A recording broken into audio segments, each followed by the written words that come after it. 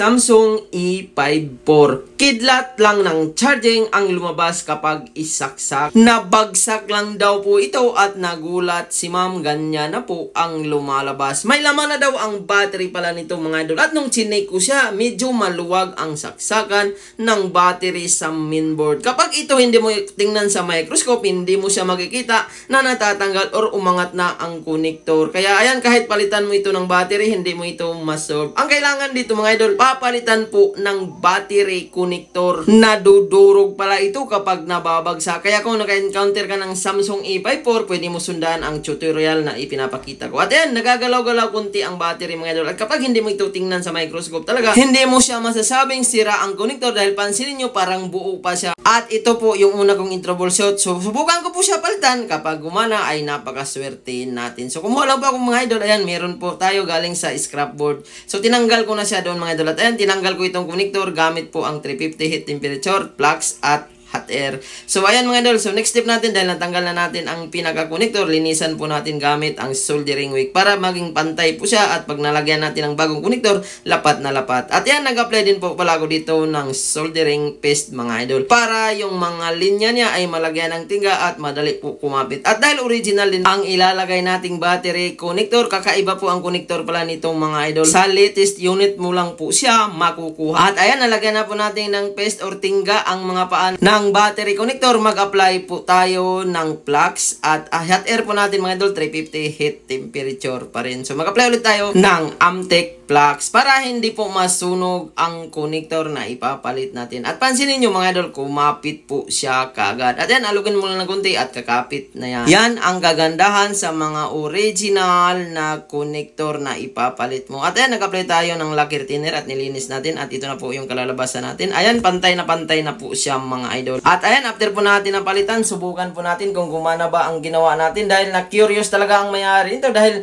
nung chinarge daw niya ito, meron ng 99% at biglang nabagsak at nung inupin niya mga idol, ayan, yun na lang po ang nakikita, logo-logo na lang ng charging na lubat. Possible mga idol na nasa connector. At pansinin niyo mga idol, nag-lock na rin ang battery. Kanina kasi natatanggal siya, sobrang luwag. At ngayon, pansinin niyo mga idol, i-charge na po natin. At ayan, kanina ganyan lang siya at ngayon, pansinin mga idol, lumabas na po ang charging indicator. Tama nga ang sabi ni ma'am na may laman na ito at nung nabagsak lang ay bigla daw hindi na gumana or nag-on nung inupin niya. Kaya ayan, lumapit si ma'am at dahil kalugar ko lang ang may-ari nito mga idol, napakaswerte ni ma'am dahil sa isang unit lang po ang meron akong ganito mga idol. Marami po akong scrapboard at swerte siya dahil meron pang nag-iisa na merong kaparehas ng battery connector. Kaya ayan, iwasan yung malaglag mga idol dahil baka ganito ang unit mo at para makaiwas na rin. So ayan, nag-apply po pala ako dito na T7000. Isarado na po natin mga idol. At ayan, so plastic po pala ang takip nito at ang bilis lang po niya matanggal mga idol. At ayan, swerte tayo dahil nabuhay po natin ang cellphone ni ma'am. Ayan mga idol, normal na po siya. Maraming salamat po sa inyong panonood. Sana i-share niyo po ang video natin.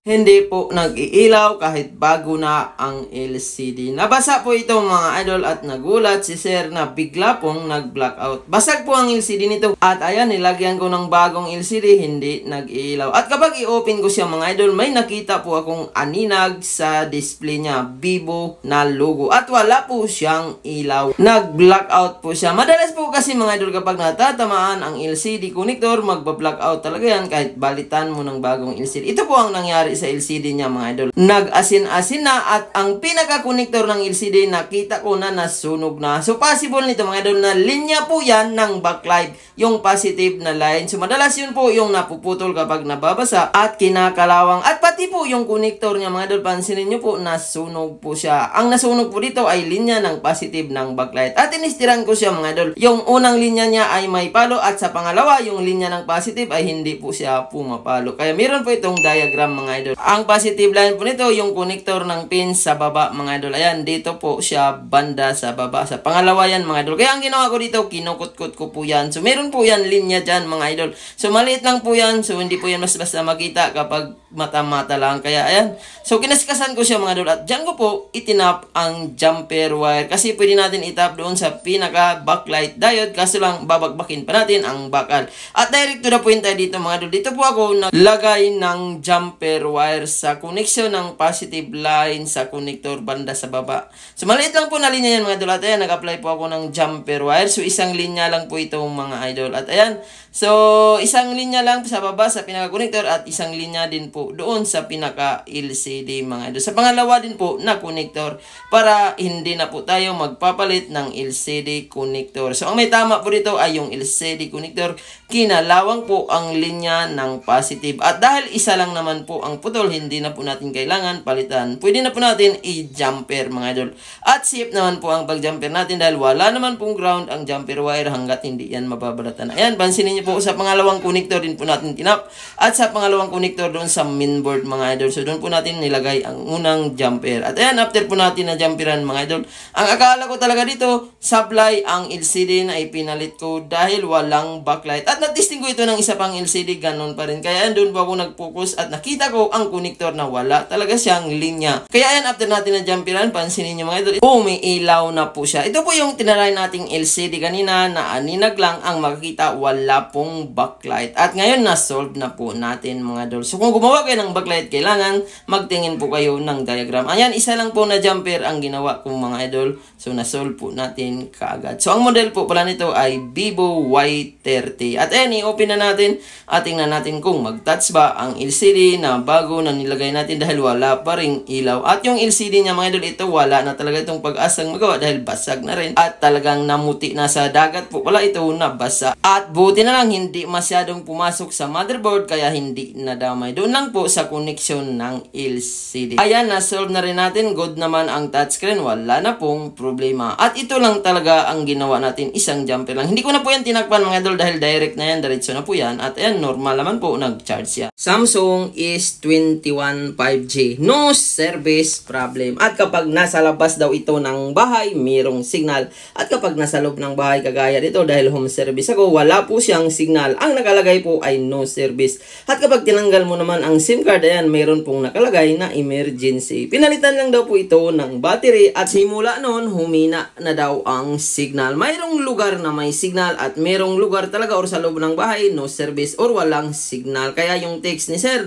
laging delay. Kaya ayan, buksan na po natin at i-check po natin kung ano ba ang nangyari. Bakit nawala ng signal? So ayan, 1 month ago na daw pala ito. Simula pinalitan ng battery at tinanong ko si sir kung bakit hindi niya binalik dahil malayo daw po sa paggawaan. At kapag ganito mga idol, pwede nyo po ipacheck sa paggawaan bakit nawala ng signal. Kaya ayan, dito mga idol, binuksan ko po siya kaagad. At ayan, so ginamitan ko po siya ng pantastas at dahil nabaklas na ito dati, ayan, inangat ko na diretso ang takip. At magulat kayong mamaya mga idol sa nangyari. Bakit walang signal? At ayan, angat natin yung pinaka-casing niya or yung pinaka-takip niya mga idol. At naangat ko na nga siya mga idol. At sa mga hindi nakakaalam, ang mga Samsung S-series kapag nagnuno service or emergency or mahina ang signal, madalas nasa antenna lang po ang tama. Nadudurog kasi ang antenna nito mga idol, ang koneksyon ng antenna, kaya madalas walang signal.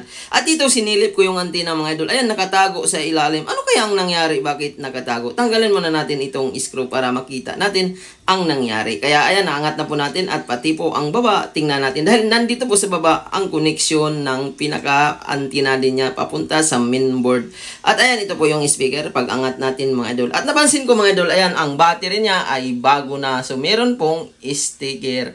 At nung nasilip ko ang antenna niya mga idol, kasi madalas ito po yung una kong chinecheck dito, ang pinaka-antenna. At kung napapansin nyo po, meron ng sticker ang pinaka-battery. So ibig sabihin, napalitan na nga po pala ito. At gawin natin sa pinaka-main problem, pansinin nyo, ito po yung antenna mga idol ng signal. At nakita ko na nakabaliktad pala pagkalagay. Pansinin nyo, nakalagay sa baba, min, at yung sa taas ay sub. So, ibig sabihin mga idol, hindi po ka-compatible. Ayan, kitang-kita po yung min, dapat sa taas po yan nakalagay. Kaya po nawalan ng signal. Ayan, nagkamali po pala siguro naglagay ang nagpalit ng battery. Kaya ayan mga idol, dito na natin nilagay sa pinaka-min. Pag sinabi kasing min, nasa mainboard. Pag sinabing sub, ay nasa charging board sa baba. Kaya ayan, ibinalik ko siya kaagad mga idol. At ayan, binaliktad ko lang po pala ang antenna sa paggawa ko dito. At tingnan natin mamaya kung may signal na ba. So yun po yung una niyong i-check mga idol, yung antenna na yun. Madalas yun nadudurog ang mga pin niya kaya walang signal. So nasa antenna lang naman po madalas ang tinatamaan. Madalas kasi yan, ginajampiran ko lang yan para magkakasignal. So ayan, so linisan natin dahil may mga dikit-dikit at grabe, magulat po kayo mamaya sa ginawa natin. At tingnan natin mamaya kung may signal na ba siya or wala. Kaya ayan, iuna natin mga idol. At maraming salamat sa mga gusto nang magpaayos. Pwede kayo magpalalamob, LBC, via deliver. At kapag malalapit naman mga idol, pwede po kayo mag-walk-in or magpalalamob or mag-grab. So ayan, so makuha po agad kapag ganito ang problema. At ayan, tayo natin kung magkakasignal na ba. At ayan, after po nagbukas yan mga idol, grabe, magulat ka po sa ginawa ko. Hindi man lang tayo pinagpapawisan. Ang pinayaran sa atin dito ay yung talent natin mga idol. Pansinin nyo po, meron na agad signal. Kaya kung magpalit kayo ng mga parts, siguraduhin din po natin na hindi po tayo sasablay para hindi magkakaproblema. Ang mga ganitong unit pa naman, kapag nasira ang signal, pinakamababang singilan nito ay 1K, lalo na kung mamahalin po na unit. Ayan, na-solve na po natin. Ang ginawa lang po natin ay binaliktad lang po natin ang antena. Pero kung hindi mo rin kabisado yan mga idol, baka hindi mo rin yan magawa. Dito, ang binabayaran ay yung talent mo. Maraming salamat sa panonood.